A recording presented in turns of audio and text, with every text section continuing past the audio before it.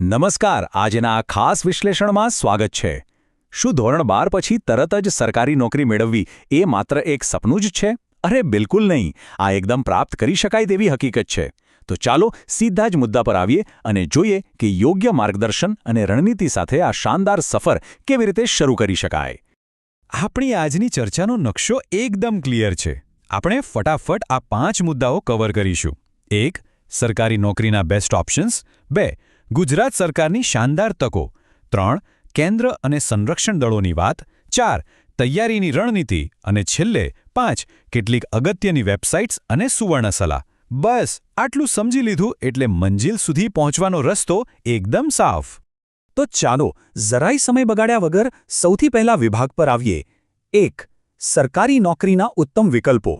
આપણને ઘણીવારે એવું સાંભળવા મળતું હોય છે કે સારી સરકારી નોકરી માટે તો ગ્રેજ્યુએશન પૂરું કરવું જ પડે. પણ હકીકત સાવ અલગ છે.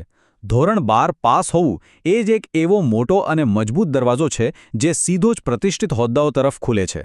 કારકિર્દીનું ટેન્શન અને મૂંઝવણો છોડી દો, કારણ કે 12મા ધોરણ પછીની આ સ્પર્ધાત્મક પરીક્ષાઓ એક જોરદાર અને પરફેક્ટ સોલ્યુશન છે. ચાલો આગળ વધીએ અને જોઈએ કે આ તકો ખરેખર ક્યાં છુપાયેલી છે.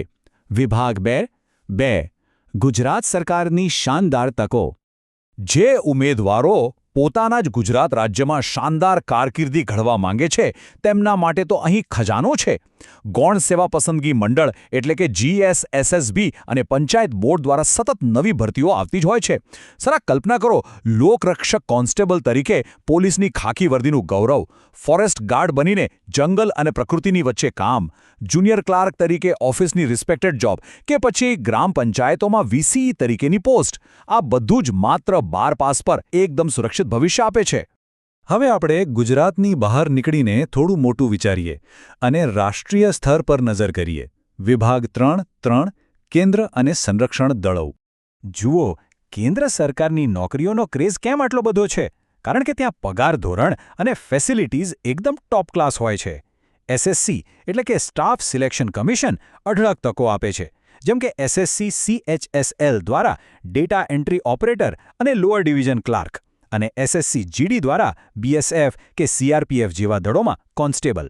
આ ઉપરાંત સ્ટેનોગ્રાફર અને રેલવેમાં પણ ટિકિટ ક્લાર્ક તથા ગ્રુપ Dની પુષ્કળ જગ્યાઓ હોય છે. અને હા, સૌથી મજેદાર વાત તો એ છે કે પોસ્ટ ઓફિસમાં આવતી ગ્રામીણ ડાક સેવક એટલે કે GDSની ભરતીમાં તો કોઈ પરીક્ષા જ નથી હોતી. માત્ર 12મા ધોરણના મેરિટ પર જ સીધું સિલેક્શન થઈ જાય છે. અને આ સરખામણી બહુ સરસ રીતે એક વાત ક્લિયર કરે છે કે ઉમેદવારો પાસે 2 એકદમ મજબૂત રસ્તાઓ સમાંતર ચાલી રહ્યા છે. એક તરફ ગુજરાતના GSSB અને પંચાયત બોર્ડની પરીક્ષાઓ છે, તો બીજી બાજુ કેન્દ્રના SSC અને રેલવે બોર્ડની તકો છે. જો થોડું સ્માર્ટ પ્લાનિંગ કરવામાં આવે ને તો બંને લેવલની શાનદાર તકો માટે એક સાથે જ તૈયારીઓ થઈ શકે છે. આ બધાની સાથે સાથે જે વિદ્યાર્થીઓએ વિજ્ઞાન પ્રવાહ અને ગણિત સાથે 12મું ધોરણ પાસ કર્યું છે તેમના માટે તો દેશની સુરક્ષામાં જોડાવાનો એક એવો રસ્તો છે જેનું નામ સાંગળતા જ ગર્વ થાય. NDA એટલે કે નેશનલ ડિફેન્સ એકેડમી. આ સીધા જ આર્મી, નેવી કે એરફોર્સમાં ઓફિસર બનવાનો ગોલ્ડન ચાન્સ છે. આખા ભારતની સૌથી પ્રતિષ્ઠિત અને સન્માનજનક પરીક્ષાઓમાંની આ એક છે. ઓકે, તો હવે ગોલ સેટ થઈ ગયો, મંઝિલ પણ દેખાઈ ગઈ. પણ ત્યાં પહોંચવું કઈ રીતે? ચાલો તે સમજીએ વિભાગ 4માં. 4. તૈયારીની શરૂઆત અને રણનીતિ.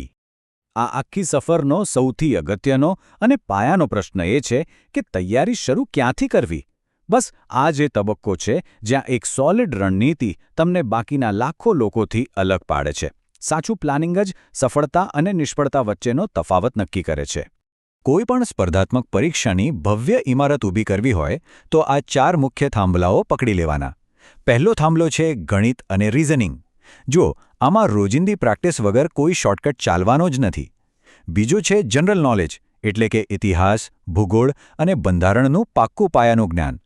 ત્રીજો થાંભલો છે ભાષા, જેમાં ગુજરાતી અને અંગ્રેજી વ્યાકરણ પર એકદમ પકડ જમાવવાની છે. અને ચોથો છે વર્તમાન પ્રવાહો અર્થાત કરંટ અફેર્સ. હવે અહીં એક બહુ જ અગત્યની અને કડવી વાસ્તવિકતા સમજવા જેવી છે. માર્કેટમાં જાઓ એટલે હજારો ચોપડીઓ દેખાય, ઇન્ટરનેટ પર માહિતીનો આખો દરિયો ભરેલો છે. પણ શું બધું જ વાંચી લેવાનું? બિલકુલ નહીં. સ્પર્ધાત્મક પરીક્ષાનો ગોલ્ડન નિયમ એ છે કે શું વાંચવું એના કરતાં શું ન વાંચવું તેની ખબર હોવી 100 ગણી વધારે જરૂરી છે.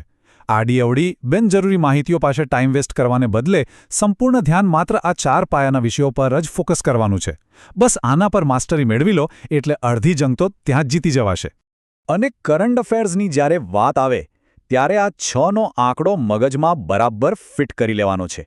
આ મેજિક નંબર છે. કોઈ પણ પરીક્ષા હોય, છેલ્લા 6 મહિનાના વર્તમાન પ્રવાહો જ સૌથી વધુ અગત્યના હોય છે. વર્ષો જૂના સમાચારો અને ઘટનાઓ ગોખીને એનર્જી બગાડવાની કોઈ જ જરૂર નથી. બસ આ છેલ્લા 6 મહિનાના બનાવો પર માસ્ટરી મેળવવી એ જ પરીક્ષા ક્રેક કરવાનો સાચો ઇનસાઇડર રૂલ છે. ચાલો હવે આપણે આજના આ વિશ્લેષણના એકદમ અંતિમ અને મહત્વપૂર્ણ પડાવ પર છીએ. વિભાગ 5 અગત્યની વેબસાઇટ્સ અને સુવર્ણ સલાહ. અહીં જે વાત છે તે કારકિર્દીના મુખ્ય દરવાજાઓ સમાન છે. આ માત્ર વેબસાઇટ્સ નથી પણ ભવિષ્યના પોર્ટલ્સ છે. ગુજરાતની તમામ ભરતીઓ માટે OJS ગુજરાત, કેન્દ્રની ભરતીઓ માટે SSC અને બેન્કિંગ ક્ષેત્ર માટે IBPSના અધિકૃત પોર્ટલ્સ. રોજ સવારે ઉઠીને આ વેબસાઇટ્સ જોવાની આદત પાડી દેવી અત્યંત જરૂરી છે, કારણ કે તમામ નવી અને સાચી તકો સૌથી પહેલાં અહીં જ જોવા મળે છે. અને અંતમાં આ છે એક અતિ મૂલ્યવાન અને દીર્ઘકાલીન સલાહ.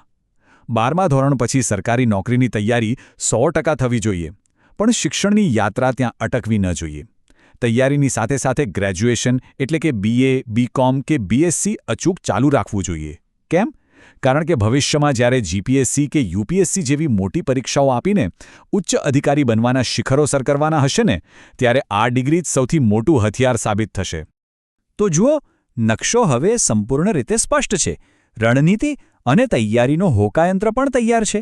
12મા પછીના આટલા બધા શાનદાર સરકારી ક્ષેત્રોમાંથી સૌથી પહેલાં કયું શિખર સર કરવામાં આવશે? આ એક એવો પ્રશ્ન છે જેનો જવાબ આજે જ વિચારવો રહ્યો. યોગ્ય દિશામાં અને નક્કર પ્લાનિંગ સાથે આજથી જ મક્કમ શરૂઆત થાય એ જ સાચી સફળતાની ચાવી છે. આજના આ વિશ્લેષણને આપણે અહીં જ વિરામ આપીએ છીએ. નવું શીખતા રહો અને પૂરા આત્મવિશ્વાસ સાથે આગળ વધતા રહો.